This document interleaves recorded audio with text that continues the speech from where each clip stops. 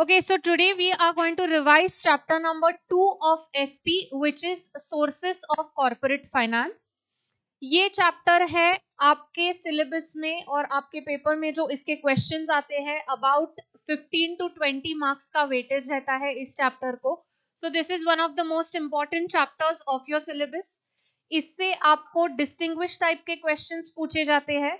Similarly इसमें short answer के जो क्वेश्चंस होते हैं उसमें से भी कुछ पार्ट पूछा जाता है.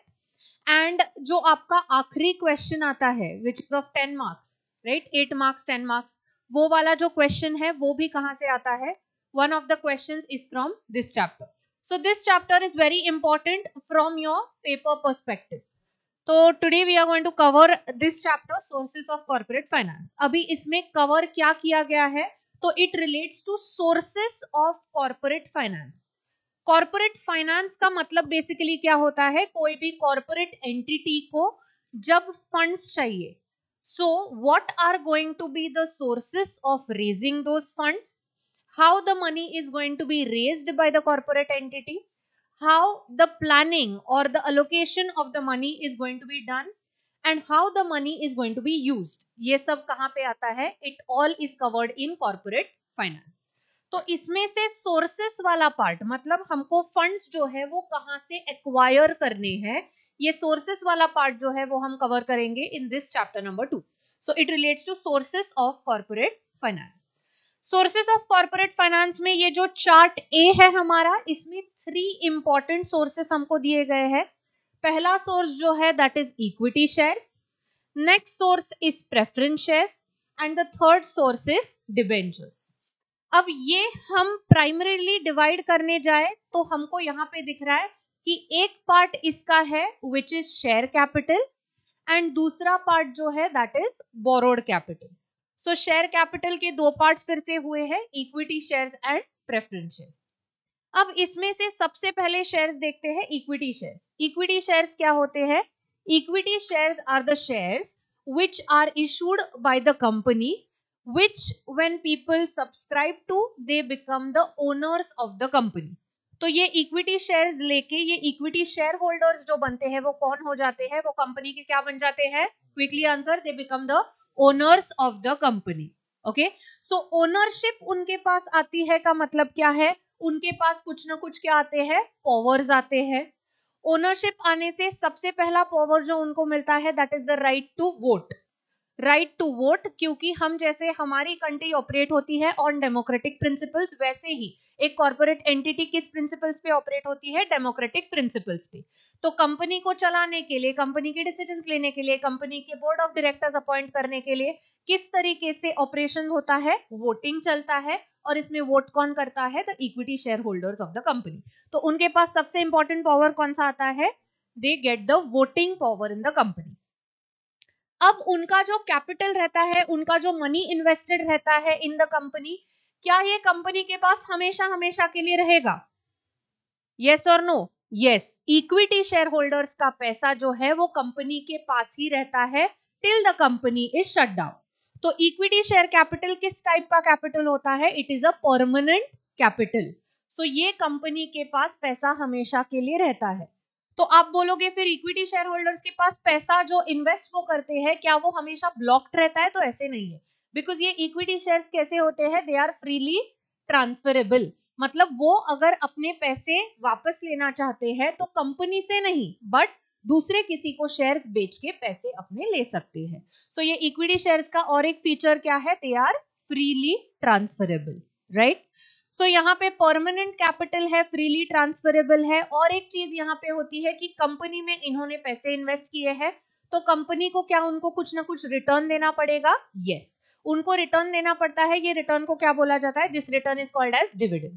ये इक्विटी शेयर होल्डर्स जो कि ओनर्स है कंपनी के, इनको जो डिविडेंड मिलता है वो कंपनी के बाकी सब एक्सपेंसेस वगैरह होने के बाद जो पैसा बचता है उसमें से मिलता है.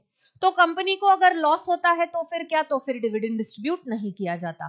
कम प्रॉफिट होता है तो क्या? तो फिर डिविडेंड डिस्ट्रीब्यूट नहीं किया जाता. इसका मतलब क्या हमको यहाँ पे समझ रहा है कि जो इक्विटी शेयर्स को डिविडेंड मिलता है या इक्विटी शेयर होल्डर्स को जो डिविडेंड मिलता है कैसे होता है? ये फ्लक्चुएटिंग, कभी मिल सकता है कभी नहीं मिल सकता. कंपलसरी है क्या पे करना? कंपल्सरी नहीं है। नेक्स्ट हमको यहाँ पे और चीजें दी है कि इनके पास कुछ कुछ पावर्स रहते हैं, जैसे हमने बोला इनके पास वोटिंग राइट रहता है, उसके साथ साथ ही डायरेक्टर्स इलेक्ट करने का, कंपनी के जो मेन डॉक्यूमेंट्स रहते हैं आर्टिकल्स और मेमोरेंडम उनको चेंज करने का, उसमें से कुछ क्लॉजेस में चेंज करना है तो इनके वोटिंग पावर से वो चेंज किया जा सकता है। अब इनका इन्वेस्टमेंट जो है, इक्विटी शेयर होल्डर्स का जो इन्वेस्टमेंट है, इसको सबसे रिस्की इन्वेस्टमेंट माना जाता है। क्यों? पहला पॉइंट तो हमने अभी अभी देख लिया, उनको जो रिटर्न मिलता है, उनको जो डिविडेंड मिलता है वो कैसे रहता है? क्या वो फिक्स्ड रहता है? नहीं, वो फिक्स्ड नहीं रहता है। वो कैसे रहता है? फ्लक्चुएटिंग। क्या ये रिस्क एक वो उठा रहे? यस, ये एक रिस्क वो उठा रहे। दूसरी रिस्क क्या होती है? कंपनी अगर वाइंडिंग अप स्टेज में जाती है, मतलब कंपनी अभी बंद होने वाली है, तो कंपनी अगर बंद होने वाली है तो पेमेंट्स जो है, लाइबिलिटीज अपनी जो है, वो कंपनी क्या करेगी? पे ऑफ करेगी। हम डिसोल्यूशन में देखते हैं, अकाउंट्स में भी क्या होता है? सब एसेट्स बेचे जाते हैं, सब लाइबिलिटीज पे ऑफ की जाती है। तो ये लाइबिलिटीज पे करते करते करते करते करते फाइनली लास्टली पैसा किसको दिया जाता है? इक्विटी शेयर होल्डर्स को। तो इसलिए इक्विटी शेयर होल्डर्स को क्या बोला जाता है? उनको बोला जाता है रेसिड्यूअल क्लेमेंट्स। जो कंपनी के पास रेसिड्यू बचेगा, थोड़ा बहुत पैसा आखिरी में बचेगा, उससे किसको पेमेंट किया जाता है? इक्विटी शेयर होल्डर्स को। तो हो सकता है इक्विटी शेयर होल्डर्स को अपना पैसा ना भी वापस मिले, तो ये क्या हो गया? This is the second risk which is taken. तो they get their capital back, they may get it or they may not get it. So this is also the second risk. इसलिए यहां पे बोला जाता है कि उनका इन्वेस्टमेंट क्या है? सबसे रिस्की है। नेक्स्ट है इनकी फेस वैल्यू जो होती है शेयर्स की। अब तीन टाइप की वैल्यू कोई भी सिक्योरिटी को रहती है। एक क्या होती है? एक होती है फेस वैल्यू। फेस वैल्यू मतलब the value which is printed on the security. Next होती है issue value, the value at which the security is issued in the market. And third होती है मार्केट वैल्यू। मार्केट वैल्यू मतलब current market में उसकी value क्या चल रही है। तो यहाँ पे फेस वैल्यू जो शेयर्स की होती है वो बहुत कम होती है। इशू वैल्यू जो होती है वो डिसाइड करती है कंपनी, व्हेन द शेयर्स, जब लोग अप्लाई करते हैं शेयर्स के लिए, उस पॉइंट ऑफ टाइम पे इशू वैल्यू डिटरमाइन होती है। एंड ये शेयर्स हमने बोला क्या होते हैं? फ्रीली ट्रेड होते हैं, ट्रांसफर होते हैं। कहाँ पे चलता है इसका trading? On the stock exchange, in the share market. तो यहाँ पे क्या होता है? यहाँ पे शेयर्स की वैल्यू फ्लक्चुएट होते रहती है। ये कौन सी वैल्यू है? That is the market value which is dependent upon the demand and supply forces of the market. तो मार्केट वैल्यू कैसी होती है इक्विटी शेयर्स की? It is not fixed, it is fluctuating, क्योंकि उनका बार बार क्या चलता है स्टॉक एक्सचेंज पे? ट्रेडिंग। नेक्स्ट होता है उनको दो इंपॉर्टेंट तरीके के राइट्स मिलते हैं इक्विटी शेयर होल्डर्स को। एक है बोनस शेयर्स का। बोनस शेयर्स मतलब they are free shares which are issued by the company to its existing equity shareholders। मतलब ये शेयर्स जब उनको मिलेंगे तो क्या उनको वापस से कुछ पैसा कंट्रीब्यूट करना पड़ता है? नहीं, उनको फ्री शेयर्स मिल जाते हैं फ्रॉम द कंपनी। दूसरा राइट इशू का राइट उनको पास मिल जाता है। राइट इशू मतलब क्या होता है? मार्केट में जिस रेट पे शेयर्स दिए जा रहे हैं उससे कम वैल्यू में शेयर्स लेने का पावर किसको दिया जाता है? एग्जिस्टिंग शेयर होल्डर्स को। So that is called as right issue. और चीजें जो बोली गई है, क्या उनके पास और भी कुछ पावर्स होते हैं? तो yes, they have right to inspect the books of accounts of the company. तो फाइनेंशियल्स कैसे है, फाइनेंशियल्स प्रॉपर्ली मेंटेन है कि नहीं है, ये सब देखने का पावर किसके पास रहता है? इक्विटी शेयर होल्डर्स के पास। Is it clear? Yes. So let us quickly see equity share holders का मीनिंग या इक्विटी शेयर्स का मीनिंग क्या होता है। Equity shares are ordinary shares which are not preference shares. Second क्या होता है? उनके ऊपर रिटर्न। रिटर्न कैसा रहता है? फ्लक्चुएटिंग। कंपनी को अगर सफिशिएंट प्रॉफिट्स होते हैं तो ही कंपनी क्या करेगी? डिविडेंड डिस्ट्रीब्यूट करेगी। नेचर ऑफ कैपिटल कैसे रहता है? That is permanent capital. Redeemable मतलब शेयर होल्डर्स को वापस कब मिलेगा पैसा? Only when the company goes into liquidation या कंपनी क्लोजेस डाउन। स्टेटस क्या मिलता है इक्विटी शेयर होल्डर्स को? They are the owners of the company. Right to vote मिलता है क्या? यस। ये राइट टू वोट किस किस चीज के लिए होता है? To elect the board of directors, to change the memorandum, to change articles etcetera. Risky investment है क्या? यस। सबसे रिस्कीस्ट इन्वेस्टमेंट किसका है? इक्विटी शेयर होल्डर्स का। फेस वैल्यू कैसे रहती है इक्विटी शेयर्स की? Very low. मार्केट वैल्यू कैसी रहती है? Fluctuating. Next, bonus and right issue का पावर क्या मिलता है या बेनिफिट क्या मिलता है इक्विटी शेयर होल्डर्स को? यस। अदर पॉइंट्स क्या क्या है उनको? और कौन सी राइट्स मिलती है? They get the right to inspect the books and right to transfer the shares. और एक इंपॉर्टेंट पॉइंट जो हमने डिस्कस किया था, इक्विटी शेयर होल्डर्स को क्या बोला जाता है, they are called as residual claimants. क्यों बोला जाता है रेसिडुअल क्लेमेंट्स, क्योंकि when the company goes into liquidation ultimately final payment किसको होगा, बचे कुचे पैसे से, इक्विटी शेयर होल्डर्स, तो इसलिए उनको बोला जाता है residual Clements. Fine, okay.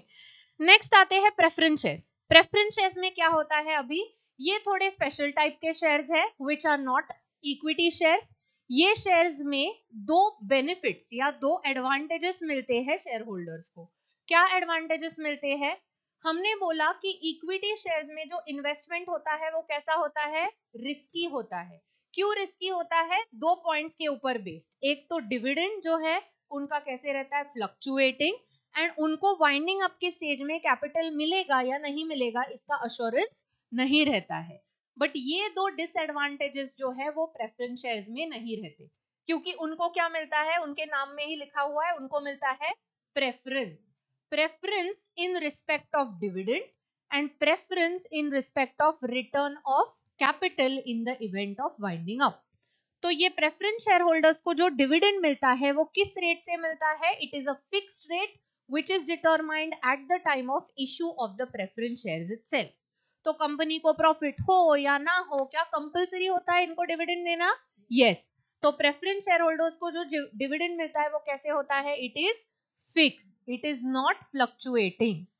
Next आता है point, in the event of winding up. Winding up का जब टाइम आता है तो सबसे लास्ट में पेमेंट किसका होगा, इक्विटी शेयर होल्डर्स का। उसके पहले किसका पेमेंट होगा, प्रेफरेंस शेयर होल्डर्स का। तो शेयर्स के हिसाब से प्रेफरेंस किसको मिलता है, प्रायोरिटी किसको मिलती है, प्रेफरेंस शेयर होल्डर्स को। ओके, इसलिए उनको बोला जाता है प्रेफरेंस शेयर्स। नेक्स्ट है, यहाँ पे क्या उनका कैपिटल जो वो प्रोवाइड करते हैं वो परमानेंटली कंपनी के पास रहता है, नेसेसरी नहीं है। अगर यहाँ पे इररिडीमेबल प्रेफरेंस शेयर्स है जो रिडीम ही नहीं हो सकते, तब जाके परमानेंट कैपिटल होता है। अगर रिडीमेबल प्रेफरेंस शेयर्स है तो क्या होता है, फिक्स पीरियड के बाद ये प्रेफरेंस शेयर होल्डर्स का पैसा जो है वो उनको वापस मिल जाएगा। नेक्स्ट यहाँ पे दिया है इनका स्टेटस क्या होता है, तो they are getting the status of the creditors of the company. मतलब इनसे कंपनी क्या है, इनको ओनरशिप नहीं है, इनके पास ओनरशिप की पावर्स नहीं है। इनको क्या स्टेटस मिल रहा है, they get the status of the creditors of the company, so they are still treated as outsiders by the company. Voting rights इनके पास होते हैं क्या, वोटिंग राइट्स इनके पास नहीं होते हैं, बट इनके पास थोड़े स्पेशल पावर्स है। किस तरीके से, अगर जो भी मैटर डिस्कस हो रहा है इन द मीटिंग, जो भी टॉपिक डिस्कस हो रहा है in the meeting, if it is of their interest, तब जाके इनको क्या मिलता है, तब जाके इनको वोटिंग पावर मिलता है। So voting power, normal voting rights not available, but they get voting rights when the matter discussed in the meeting is of their interest. Next है यहाँ पे क्या है, कंपैरेटिवली जिनको सेफर इन्वेस्टमेंट ऑप्शन चाहिए वो क्या करते हैं, इक्विटी शेयर की जगह क्या प्रेफर करते हैं, प्रेफरेंस शेयर्स प्रेफर करते हैं, क्योंकि दो अश्योरेंसेस यहाँ पे है क्या, एक तो फिक्स डिविडेंड का और दूसरा जो है उनको इक्विटी शेयर होल्डर्स के पहले उनका कैपिटल जो है वो वापस मिल जाएगा। इनकी फेस वैल्यू कैसे रहती है, रिलेटिवली हायर, 100 या मल्टीपल्स ऑफ 100 में इसकी वैल्यू रहती है। मार्केट वैल्यू चेंज होती है क्या, तो इसकी मार्केट वैल्यू चेंज नहीं होती है। क्या इनको बोनस शेयर्स या राइट इशू कुछ भी मिलता है कंपनी के एंड से, नहीं मिलता है। Clear, okay.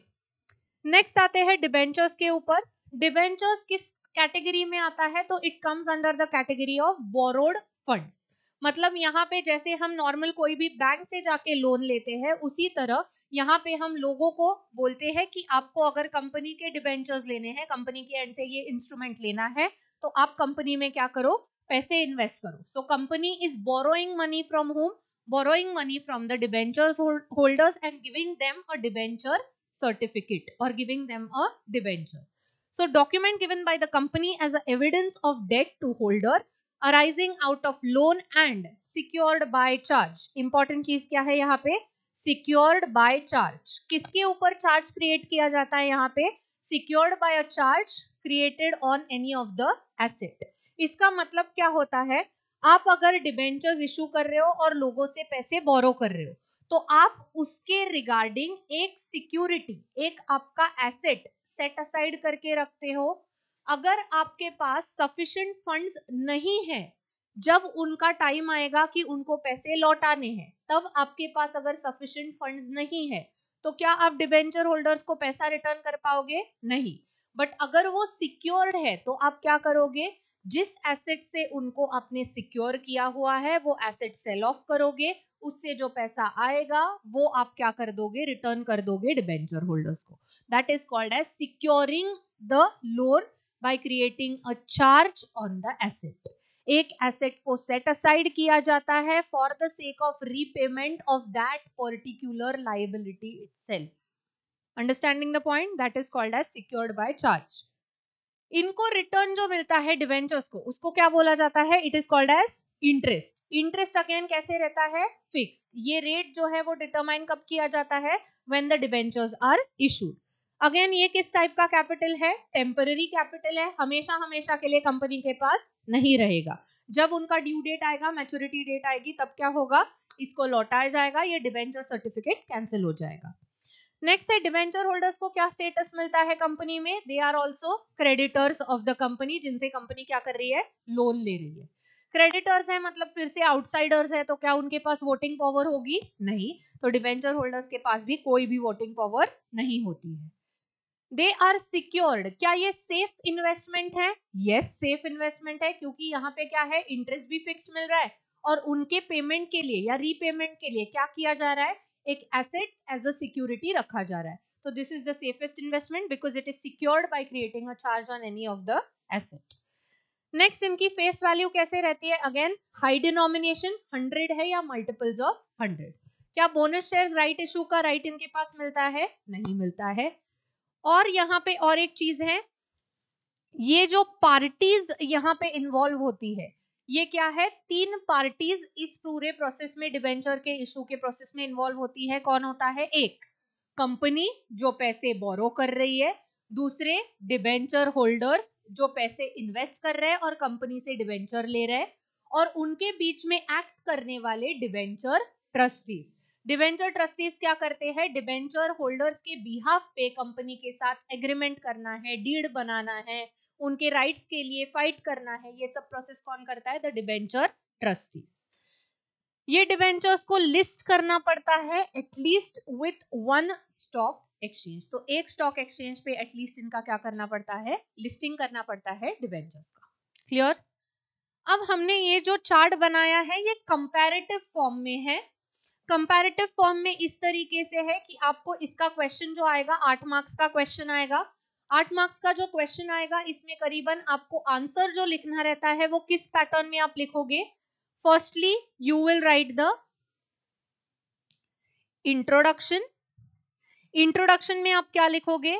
इंट्रोडक्शन में आप यही लिखोगे कि sources of finance, sources of corporate finance अलग अलग होते हैं, इसमें से ये कुछ इंपॉर्टेंट सोर्सेस ऑफ फाइनेंस है, ये सब इंट्रोडक्शन में लिखा जाएगा. नेक्स्ट आप लिखोगे मीनिंग. मीनिंग किस चीज का? जिसके भी इन 3 में से जिसके भी ऊपर आपको डिटेल में एक्सप्लेनेशन पूछा गया है वो. आपको क्वेश्चन किस तरीके से पूछा जाएगा? What are equity shares? Explain the features of equity shares. What are preference shares? Explain the features of preference shares. What are debentures? Explain the features of debentures. तो ये मीनिंग लिखोगे आप, whatever is asked for equity shares, preference shares या debentures. तीसरा लिखोगे जो आपको question पूछा जाएगा. जनरली 8 मार्क्स के क्वेश्चन में क्या पूछे जाते हैं? फीचर्स. ओके, और हर एक ये फीचर आप लिख लोगे. अब यहाँ पे हमने दिए हैं करीबन 7 से 8 पॉइंट्स, तो ये सब एक एक पॉइंट करके आपको लिखना है. फाइन. ओके, सो हम एक क्यूमुलेटिव डिस्कशन करते हैं फिर से पूरे चार्ट का. एक पॉइंट बोलेंगे, फिर तीनों सेक्शंस में क्या क्या लिखा है वो बोलेंगे. तो सबसे पहला क्या है कैटेगरी? इक्विटी शेयर्स का, फिर प्रेफरेंस शेयर्स का, फिर डिबेंचर्स का. इक्विटी शेयर्स का मीनिंग क्या होता है? They are ordinary shares which are not preference shares. Preference shares का मीनिंग क्या है? They are shares which get preferential right as to payment of dividend and repayment of capital in the event of winding up.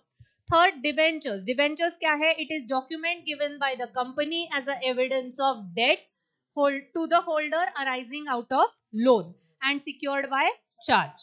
Return. Equity shareholders के ऊपर return कैसा होता है? Fluctuating. Preference shareholders के ऊपर fixed. Debentures के ऊपर fixed. Nature of capital, equity share capital कैसा होता है? परमानेंट, बाकी दो कैसे है? Temporary.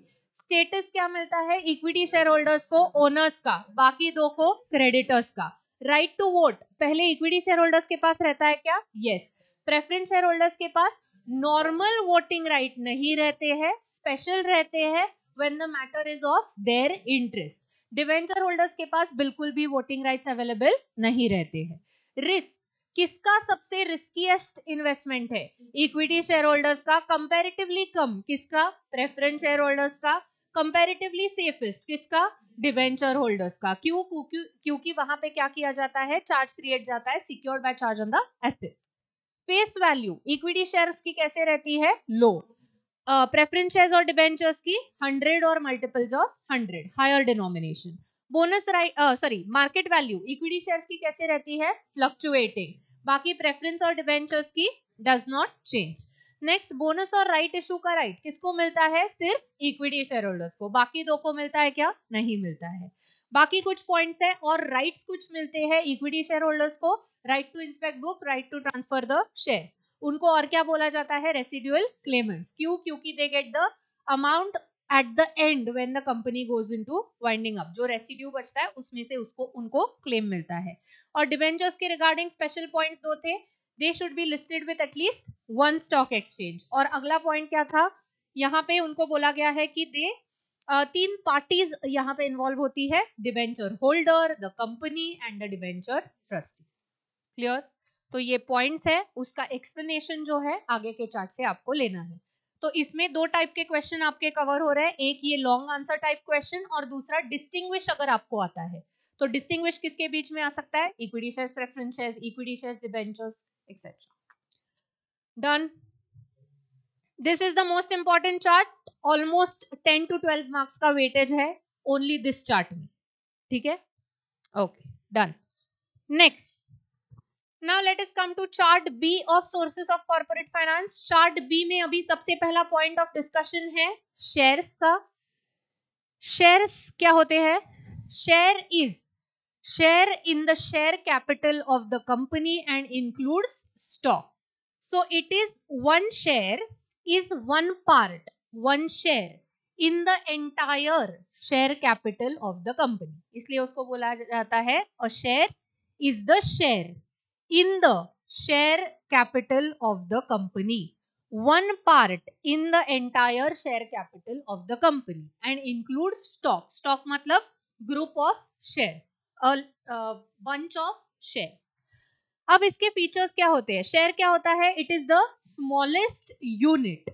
Next, it shows what? It shows ownership. जब भी कोई शेयर लेता है कंपनी का उसको क्या मिल जाती है? Ownership in the company. Shares have a distinctive number. Next, they are evidence of title. They are an evidence of proof that you have ownership in the company, that you hold certain interest in the company. Rights क्या मिलते हैं इससे? To attend the meeting and inspect the books of the company. ये shares क्या है? They are the property of the shareholder and they are freely transferable. उसके बाद उनकी वैल्यू जो है वो एक्सप्रेस की जाती है इन टर्म्स ऑफ 3 वैल्यूज हमने डिस्कस किया। फेस वैल्यू जो प्रिंटेड है, इशू वैल्यू जिसपे लोगों को शेयर्स इशू किए गए हैं, एंड मार्केट वैल्यू मतलब the value at which shares are being traded in the stock exchange. Next, यहाँ पे इनको शेयर्स के अगेंस्ट जो इनकम मिलता है उसको क्या बोला जाता है? It is called as dividend. And 2 types of shares are there, एक इक्विटी शेयर्स, दूसरे preference shares. Clear? Yes, shares क्या है? It is the smallest unit. What does it show? It shows the ownership. It has a distinctive number. Next क्या है? It is evidence of title. उससे आपको rights क्या क्या मिलते हैं? Right to attend the meeting and right to inspect the books. They are property of the shareholder and they are freely transferable. Value 3 forms में express की जाती है, face value, issue value, market value. 2 type के share होते हैं क्या? Equity shares and preference shares. आगे बढ़ते हैं, इक्विटी शेयर्स के अभी फिर से आगे जाके क्या होते हैं? 2 types. 2 types of equity shares are there. One equity share with normal voting rights. Normal voting principle क्या रहता है शेयर्स के लिए? प्रिंसिपल 1:1, मतलब अगर आप एक शेयर होल्ड कर रहे हो आपको कितने वोट्स मिलते हैं? 1। अगर आप 50 शेयर होल्ड करते हो कितने वोट्स मिलेंगे आपको? 50। 1 शेयर 1 वोट, ये क्या हो गया? Normal voting principle. तो जिस कंपनी में ये नॉर्मल वोटिंग प्रिंसिपल फॉलो किया जाता है या जिस शेयर्स के लिए नॉर्मल वोटिंग प्रिंसिपल फॉलो किया जाता है उनको क्या बोला जाता है? Equity share with normal voting right. And equity share with differential voting right मतलब कहीं कहीं बोला जाता है कि आपके पास 10 शेयर्स है तो आपको 1 वोट मिलेगा, 1 वोट का पावर मिलेगा। ऐसा कुछ अगर अलग से फॉर्म्युलेशन है, अलग से कुछ रूल बनाया गया है तो उसको क्या बोला जाता है? Differential voting right. So equity share के दो टाइप क्या है? Equity share with normal voting right, दूसरा क्या है? Equity share with differential voting right. Next आते हैं प्रेफरेंस शेयर्स के टाइप्स के ऊपर।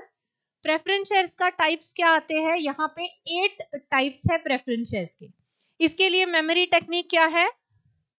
क्यू पा कॉन रे। Cumulative, non cumulative, participating, non participating, convertible, non convertible, redeemable, irredeemable. Cumulative मतलब क्या? Dividend on these shares goes on accumulating. अगर एक आध साल कंपनी को क्या हो जाता है? लॉस, तो इनका डिविडेंड जो है, जो पे होने वाला था, वो क्या हो जाता है?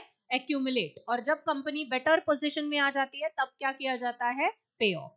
यही नॉन क्यूमुलेटिव प्रेफरेंस शेयर्स के केस में क्या होता है? Dividend does not accumulate. अगर नहीं प्रॉफिट हो रहा है, लॉस है, पैसे नहीं है प्रेफरेंस डिविडेंड पे करने के लिए, तो वो डिविडेंड पे उस साल नहीं किया जाएगा। तो they are non cumulative preference shares. Next होता है participating preference shares. Participating preference shares के केस में क्या होता है? They have a right, the share holders have a right to participate in extra profits over and about the fixed amount of dividend. मतलब उनको जो fixed amount of dividend determine किया गया है वो तो मिलेगा ही, उसके ऊपर जाके एक्स्ट्रा प्रॉफिट्स में भी उनको क्या मिलता है? शेयर मिलता है। So they are called as participating preference shares. Non participating मतलब उनको ऐसा कोई एक्स्ट्रा बेनिफिट नहीं मिलता है, नॉर्मल जो फिक्स डिविडेंड है उतना ही मिलेगा। कन्वर्टेबल, कन्वर्टेबल मतलब क्या? हमने डिस्कस किया कि ये प्रेफरेंस शेयर होल्डर्स का जो पैसा होता है कंपनी कभी ना कभी क्या करेगी? ये पैसा रिटर्न करेगी। तो ये रिटर्न करते टाइम अगर कंपनी पैसा ना दे उनको, बट उनके ये प्रेफरेंस शेयर्स कन्वर्ट कर दे किसमें? Equity share holders of the company. मतलब उनको इक्विटी शेयर्स दे दे rather than giving them their money back, तो इसको क्या बोला जाएगा? Convertible preference shares. Preference shares maturity date पे क्या हो जाते हैं? They get converted into equity shares. So that is convertible preference shares. Non convertible मतलब इसमें ऐसा कोई भी प्रोविजन नहीं है to convert them into equity shares. उनको वापस क्या मिलेगा? हमेशा they will get there money back. Next है रिडीमेबल प्रेफरेंस शेयर्स। रिडीमेबल मतलब क्या? कुछ फिक्स पीरियड के टाइम उनको उनका पैसा वापस मिल जाएगा। दे will be redeemed after the fixed duration. And irredeemable मतलब क्या? उनको उनका पैसा वापस नहीं मिलेगा। कब तक कंपनी के पास रहेगा? Till the company is shut down, till the company is wound up. So these are the types of preference shares. क्या क्या टाइप्स है? Quickly repeat. Types of preference shares: क्यू पा कॉन रे, cumulative, non cumulative, participating, non participating, convertible, non convertible, redeemable, irredeemable. Cumulative मतलब क्या? Profits accumulate. Non cumulative मतलब नहीं एक्यूमुलेट। पार्टिसिपेटिंग मतलब extra profits other than normal dividend. Non participating मतलब ये नहीं मिलता है। कन्वर्टेबल मतलब converted into equity shares on maturity. Non convertible मतलब नहीं कन्वर्ट होते। रिडीमेबल मतलब कुछ पीरियड के बाद पैसा वापस मिलेगा। इरिडीमेबल मतलब क्या? कंपनी जब तक चालू है तब तक पैसा कंपनी के पास ही रहेगा। Fine. Okay, once again, types of equity shares क्या क्या होते हैं? Types of equity shares, yes, equity shares with normal voting rights and equity shares with differential voting rights. Types of preference shares क्या होते हैं? Cumulative, non-cumulative, participating, non-participating, convertible, non-convertible, redeemable, irredeemable. Types of shares कितने होते हैं? दो। कितने? कौन कौन से? Equity and preference. Equity के types: equity shares with normal voting rights, equity share with differential voting rights. Types of shares कितने हैं? दो। कौन से? Equity and preference. इक्विटी के टाइप्स दो, equity share with normal voting rights, equity share with differential voting right. And types of preferences कितने हैं? 8। क्या क्या? Cumulative, non cumulative, participating, non participating, convertible, non convertible, redeemable, irredeemable. Fine, सब learned? Great. Next, types of debentures. Types of debentures में आता है memory technique से रे को, सेरेको। सेरेको में पहला है secured, unsecured, registered, bearer, redeemable, irredeemable. 2 रे, कन्वर्टेबल, नॉन कन्वर्टेबल। समझते हैं सिक्योर्ड मतलब क्या? ये डिबेंचर्स जो है वो सिक्योर किए जाते हैं by creating a charge on asset. Unsecured मतलब क्या? They are not secured by creating a charge on asset.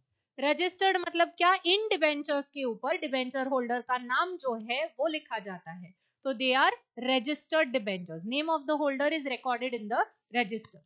Bearer मतलब क्या? The name is not recorded in the register. तो हमारे पास क्या होता है, उसका कोई कौन होल्डर्स है उसके डिटेल्स रजिस्टर्ड नहीं रहते हैं। रिडीमेबल मतलब क्या? अगेन मैच्योरिटी डेट आएगी, दे will be paid back after a certain particular period. Irredeemable मतलब क्या? They will remain with the company forever. उनका पैसा कंपनी के पास जब तक कंपनी चालू है तब तक रहेगा। कन्वर्टेबल मतलब क्या? डिबेंचर्स का भी सेम, जब मैच्योरिटी डेट आती है या ड्यू डेट आती है उनको उनका पैसा वापस नहीं मिलता है। क्या मिलता है? पैसे की जगह उनको मिलते हैं equity shares of the company. तो डिबेंचर्स एक्सचेंज करके वो क्या ले लेते हैं? Equity shares of the company. So that is they are called as convertible debentures. And non convertible debentures मतलब उनको ऐसा ऑप्शन नहीं है, उनको वापस क्या मिलेगा? हमेशा they will get there money back. Fine. Types of debentures क्या क्या है? Secured, unsecured, registered, bearer, redeemable, irredeemable, convertible, non convertible। Okay, secured मतलब सिक्योर किए गए हैं, नॉन सिक्योर्ड मतलब कोई भी सिक्योरिटी नहीं रखी गई है। नेक्स्ट है रजिस्टर्ड मतलब नाम लिखा हुआ है, नहीं लिखा हुआ है, मतलब बेरर। रजिस्टर्ड, बेरर, उसके बाद रिडीमेबल, इरिडीमेबल। रिडीमेबल मतलब कुछ पीरियड के बाद उनको उनका पैसा वापस मिलेगा। इरिडीमेबल मतलब कुछ पीरियड के लिए नहीं है, entire life time of the company के लिए ये डिबेंचर्स इशू किए गए हैं। कन्वर्टेबल मतलब क्या? They will be converted into equity shares on the date of maturity. Non convertible मतलब कन्वर्ट नहीं होंगे। क्लियर? टाइप्स ऑफ डिबेंचर्स सेरेको, secured, unsecured, registered, bearer, redeemable, irredeemable, convertible, non-convertible. Clear? Types of preferences. Cupa conre, cumulative, non-cumulative, participating, non-participating, convertible, non-convertible, redeemable, irredeemable. Next, types of debentures. Sereco, secured, unsecured, registered, bearer, redeemable, irredeemable, convertible, non-convertible. Last time, preference, equity share के types. Equity shares with normal voting rights, equity share with differential voting rights. Types of preferences. Cumulative, non-cumulative, participating, non-participating, convertible, non-convertible, redeemable, irredeemable. Types of debentures. Secure, Sereco, secured, unsecured, registered, bearer, redeemable, irredeemable, convertible, non-convertible. Clear? Okay. One of the questions might come for around 4 marks in your exams. Next है bonds. Bond क्या होते हैं? Again, bond is also a type of instrument just like the debentures. But generally bonds जो issue होते हैं वो बहुत ज़्यादा period का जब time है, जैसे 15 years है, 20 years है, ऐसे long period के लिए issue किया जाने वाला instrument है. Bonds generally हम अपने आसपास observe करें तो जनरली गवर्नमेंट जो है वो बॉन्ड्स इशू करके फंड्स रेज करती है from the people. So bond holder को भी स्टेटस क्या मिलता है कंपनी में? He is also treated as outsider, he is also a creditor of the company. They are again interest bearing certificates, मतलब ये भी इंस्ट्रूमेंट्स है जिसके ऊपर क्या पे किया जाता है? इनसे पैसे बोरो किए जाते हैं और उनको इंटरेस्ट पे किया जाता है बाय द कंपनी। गवर्नमेंट या बिजनेस फर्म्स जो है वो क्या करते हैं? बॉन्ड्स इशू करके लोगों से पैसे जो है वो जनरेट करते हैं। फीचर्स क्या क्या है? इट इज अ डेट और अ लोन। कौन से पीरियड का या कितने टर्म का? It is for long term. Status क्या मिलता है उनको? क्रेडिटर का। इसलिए क्या इनके पास राइट टू वोट या पार्टिसिपेट इन मैनेजमेंट पावर्स रहते हैं? नहीं रहते, because they are again outsiders of the company. Return जो उनको मिलता है, क्या रिटर्न मिलता है? Interest, which is again given at a fixed rate. इनका बॉन्ड्स का रीपेमेंट कब होता है? 10 साल 15 साल जितने भी पीरियड के बॉन्ड्स है वो मैच्योर होने के बाद इनका क्या किया जाता है? Repayment. So that is about bonds. So again bonds क्या है? Bond is a interest bearing certificate which is issued by government या फिर बिजनेस फर्म्स। नेचर क्या क्या है इसका? इट इज अ डेट और लोन फाइनेंस, लॉन्ग टर्म के लिए इशू किए जाने वाले इंस्ट्रूमेंट्स। इनका स्टेटस क्या होता है बॉन्ड होल्डर्स का? They are called as the creditors of the company, इसलिए उनके पास वोटिंग पावर भी नहीं है, मीटिंग में भी पार्टिसिपेट नहीं कर सकते। रिटर्न जो मिलता है बॉन्ड्स के ऊपर वो क्या होता है? It is interest which is paid on the bonds and that is also fixed. Next क्या है? रीपेमेंट उनका कब होता है? स्पेसिफाइड डेट दी जाती है, 10 इयर्स के बाद, 15 इयर्स के बाद, जितना भी उनका पीरियड है वो मैच्योर होने के बाद उनका रीपेमेंट किया जाता है। Fine, okay. नेक्स्ट आते हैं commercial bank. So this is also one more source of finance. कहां से पैसे जनरेट किए जाते हैं हम सबको पता है, the most popular source of finance for us also कौन सा है? Borrowing a loan from the bank. So commercial bank play significant role in corporate financing. किस तरीके से बैंक्स हेल्प करते हैं बिजनेस ऑर्गेनाइजेशन को? By granting them term loan, by subscribing to shares, मतलब ऊपर के जो इंस्ट्रूमेंट्स है ना जो कंपनी इशू कर रही है उनको ही बैंक क्या कर ले लेती है? बैंक ये इंस्ट्रूमेंट्स लेके फंड्स प्रोवाइड करती है टू ऑर्गेनाइजेशन। और एक पॉइंट उन्होंने बोला है by under writing the issue of securities. Under writing का मतलब क्या होता है? आपको आपके कोई एसेट को अगर सिक्योर करना है, एसेट का कुछ लॉस वगैरह होता है तो उसको प्रोटेक्ट करना है, तो आप क्या करते हो? इंश्योरेंस पॉलिसी लेते हो। तो अगर यू लूज योर एसेट इन से सम कैलेमिटी और सम डैमेज और सम फायर आउटब्रेक, इसका कॉम्पेंसेशन आपको कौन प्रोवाइड करता है? Insurance company. इसी तरह फंक्शन किसका होता है? अंडर राइटर्स का। कंपनी जब ये सिक्योरिटीज मार्केट में इशू करती है, हो सकता है लोगों को इस कंपनी के ऊपर ट्रस्ट ना हो और वो ये कंपनी के सिक्योरिटीज बाय ना करे। पॉसिबल है क्या? Yes, possible. So underwriters give a assurance to the company that if people do not buy your securities, we will buy them and provide you the required finance. So that is the function of the underwriters. तो underwriters क्या कर रहे हैं? Protection provide कर रहे हैं, assurance provide कर रहे हैं। किसको? कंपनी को, कि अगर लोगों ने आपके सिक्योरिटीज नहीं ली तो कौन करेगा? हम करेंगे। और ये अंडरराइटिंग का फंक्शन कौन परफॉर्म कर रहा है? बैंक्स जैसे फाइनेंशियल इंस्टीट्यूशंस या और कोई ऑर्गेनाइजेशंस होते हैं वो स्पेसिफिकली ये अंडरराइटिंग का फंक्शन परफॉर्म करते हैं। क्लियर? ओके। सो बैंक्स किस तरीके से बिजनेस ऑर्गेनाइजेशन को हेल्प करती है? टर्म लोन्स देती है, सिक्योरिटीज को सब्सक्राइब करती है या अंडरराइटिंग का फंक्शन परफॉर्म करती है। और क्या क्या स्कीम्स है? Short term sources of finance, overdraft होता है। ओवरड्राफ्ट मतलब क्या? आपका जो बैंक बैलेंस है उसको जीरो में भी पहुंच गया है तो भी निगेटिव में जाके आप पैसे यूटिलाइज कर सकते हो, that is called as the overdraft facility. Cash credit मतलब आपको एक पर्टिकुलर लिमिट बैंक के एंड से सैंक्शन की जाती है कि ये फंड्स जो है ये हमने आपके नाम से रखे हुए हैं, सैंक्शन करके आपको रखे हुए हैं, आपको जब चाहिए तब उससे आप फंड्स यूटिलाइज कर सकते हो। तो that is cash credit facility. Cash loans है मतलब short term loans which are borrowed by organizations from the banks.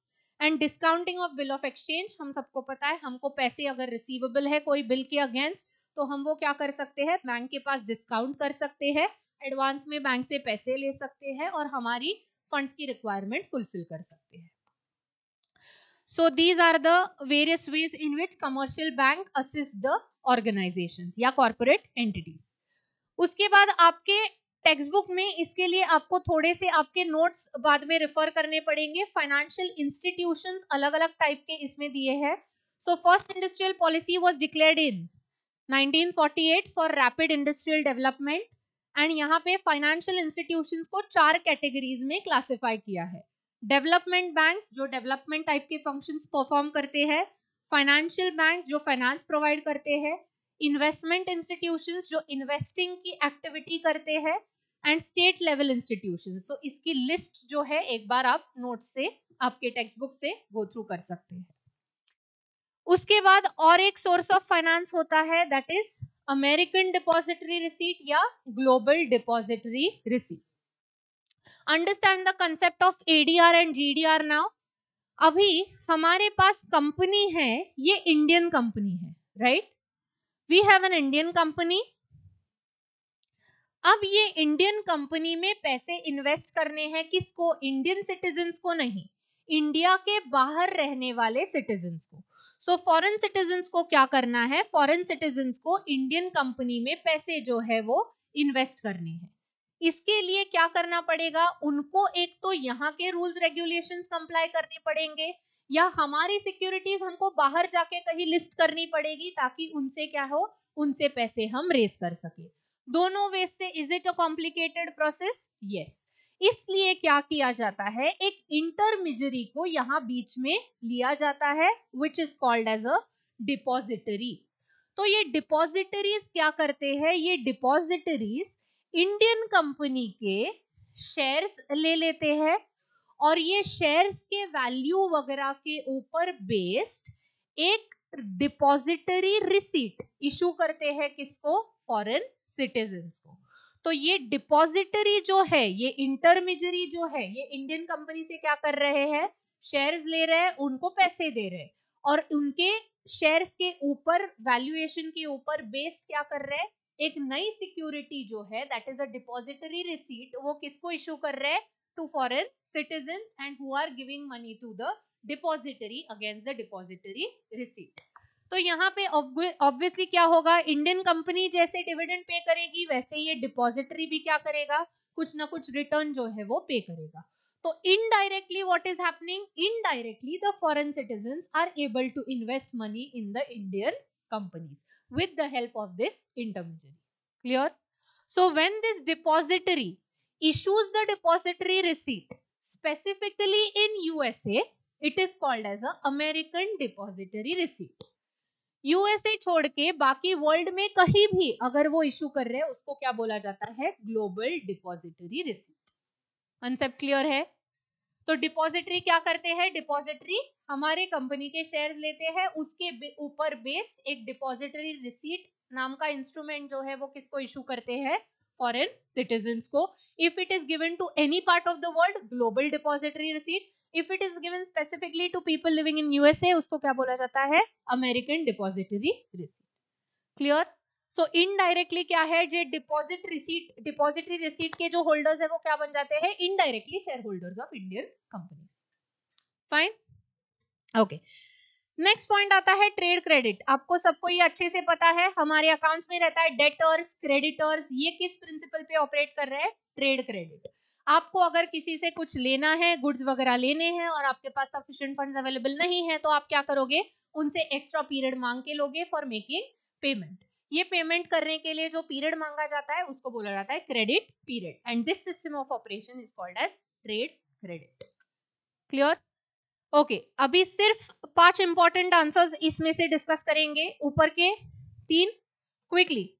3 categories of sources है. जो सबसे इंपॉर्टेंट है क्या है? Equity shares, preference shares, debentures. Meaning क्या है? Equity shares are ordinary shares which are not preference shares. Preference shares मतलब preference as to payment of dividend and repayment of capital in the event of winding up. Debentures मतलब क्या? It is a borrowing debt which is raised by the company. Return, equity share holders को return कैसे मिलता है? Fluctuating, बाकी दो को fix. Status क्या मिलता है? Equity share holders are owners, बाकी दो कौन है? क्रेडिटर्स.